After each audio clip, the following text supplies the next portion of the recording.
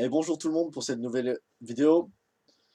On va voir le proverbe 20-13 qui nous dit: n'aime pas le sommeil de peur que tu deviennes pauvre, ouvre les yeux et tu seras rassasié de pain. Donc, ce passage qu'on va voir, ça rapporte plutôt à quel sens donner à notre labeur. On trouve dans les proverbes énormément de sentences par rapport aux paresseux. Mais il faut savoir aussi que le travail peut être une source euh, de chute. Parce que si on travaille énormément et on se bloque tous les autres domaines, eh ben ça peut être aussi une source d'assoupissement spirituel. Il faut aussi que la richesse profite à tous. Parce que sinon, c'est quelque chose qui appauvrit notre vie. Comment ça? Le fait de pouvoir travailler, quelle est vraiment la motivation derrière?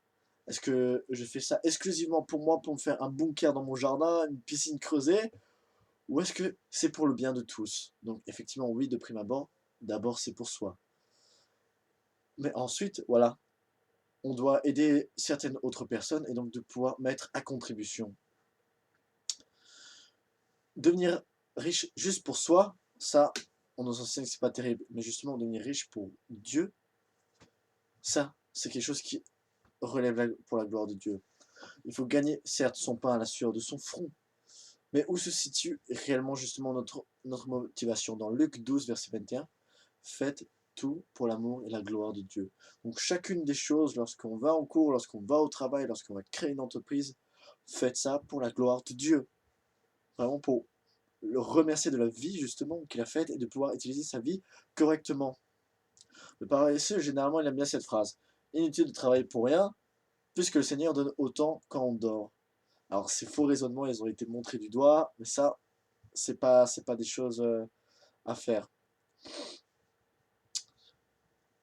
Généralement, lorsque on empêche le Seigneur de nous recevoir ou de nous dire comment pouvoir agir,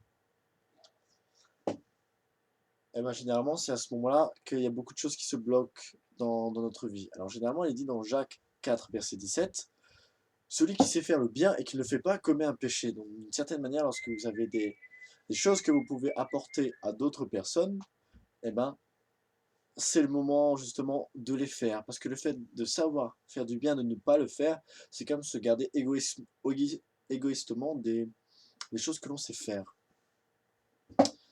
À cause du refus des choses qui nous déplaisent, donc de servir ou des choses comme ça, on n'a pas envie de se mouiller. Et ben, nos vies, même si on travaille ou si on médite sur la parole, peuvent être comme arrêtées.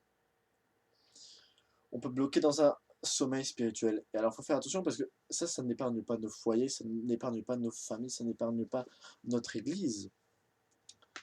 Mais c'est ce moment-là où justement la parole se révèle plus à nous, on ne la comprend plus.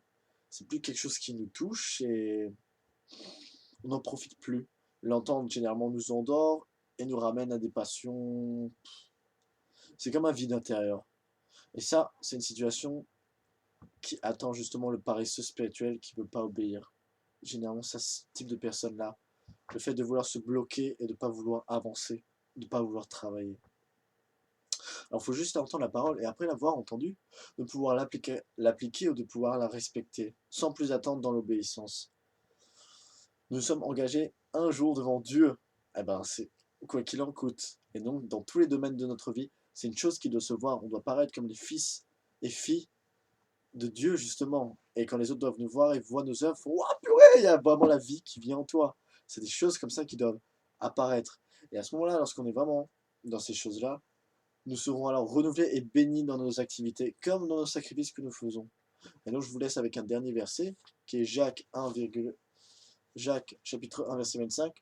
Celui qui aura plongé les regards dans la loi parfaite, la loi de la liberté et qui aura persévéré, n'étant pas un auditeur oublieux, se mettant à l'œuvre, celui-ci sera heureux dans son activité.